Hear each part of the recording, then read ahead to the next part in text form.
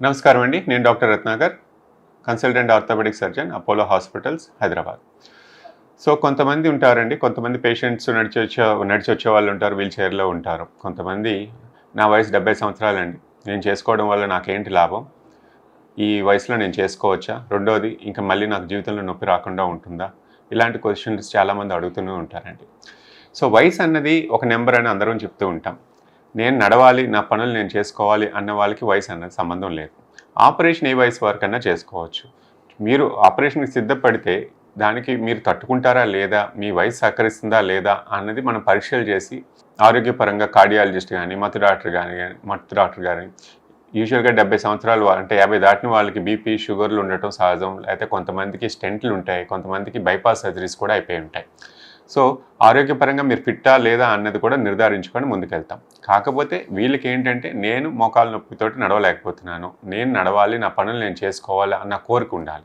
లేదంటే నేను కూర్చుంటాను, పెద్ద నాకు పని లేదు, నాకు పిల్లలు ఫోర్స్ చేస్తున్నారు ఆపరేషన్ చేయించుకోమని అన్నది మాత్రం కాదు. ఎందుకంటే రికవరీ అన్నది సైకలాజికల్‌గా కూడా బాగా ఉన్నవాళ్ళు, నేను నడవాలన్న కోరిక ఉన్నవాళ్ళు చాలామంది కోరుకుంటారు. చేసిన పద్ధతిలో కూడా.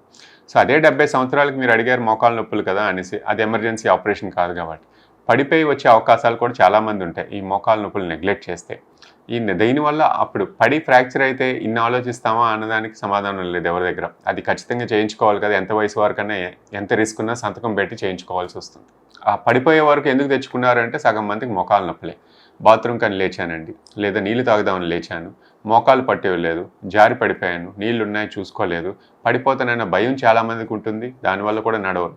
సో, ఏ వయసు వరకు ఆపరేషన్ అన్నది కూడా ఖచ్చితంగా ఏమి లేదండి. నేను ఆరోగ్యంగా ఉన్నాను, నేను నడవాలి, నాకు ఇబ్బంది పడుతున్నాయి అన్న వాళ్ళకి ఏ వయసు వరకన్నా ఆపరేషన్ చేయించొచ్చు.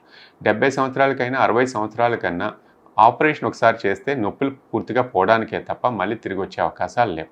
ఎంతకాలం మన్నిక అన్నది 40, 50 సంవత్సరాల వాళ్ళకి చేసేటప్పుడు ఇప్పుడొచ్చే కాలంలో ఆ మన్నిక అన్నది ఈ పాలీ బట్టి ఉంటుందండి. ఎందుకంటే వేర్ అండ్ టేర్ దీని మీదే ఉంటుంది. ఇప్పుడొచ్చేది ఖచ్చితంగా 20-30 సంవత్సరాల వరకు వస్తుంది.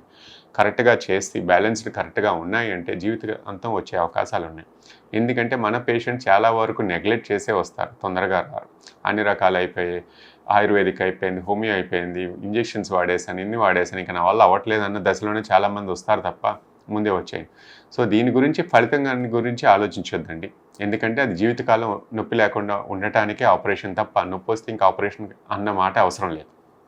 సో, ఆపరేషన్ వల్ల ఫలితం ఏంటి?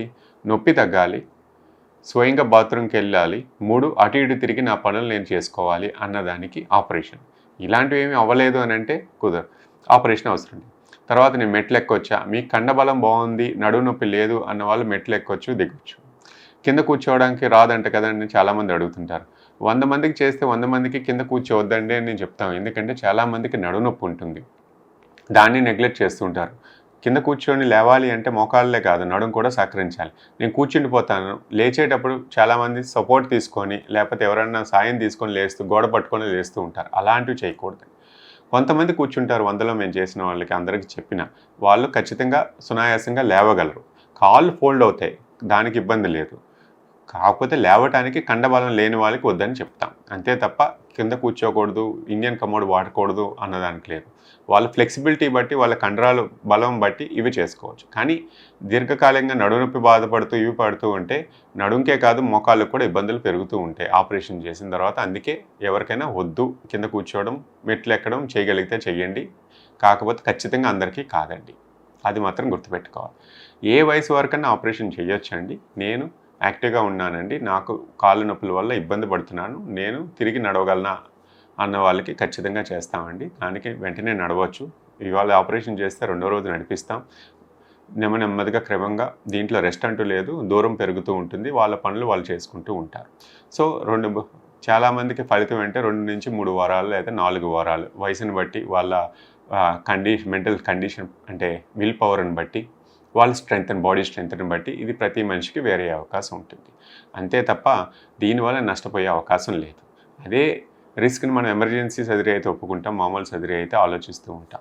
అలాంటి పరిస్థితి తెచ్చుకోకుండా ఏ వయసు వరకన్నా ఇబ్బంది పడుతున్న వాళ్ళకి ఆలోచించి ఒకసారి టెస్టులు చేసుకొని అన్నీ బాగుంటే ముందుకెళ్ళడం మంచిదండి.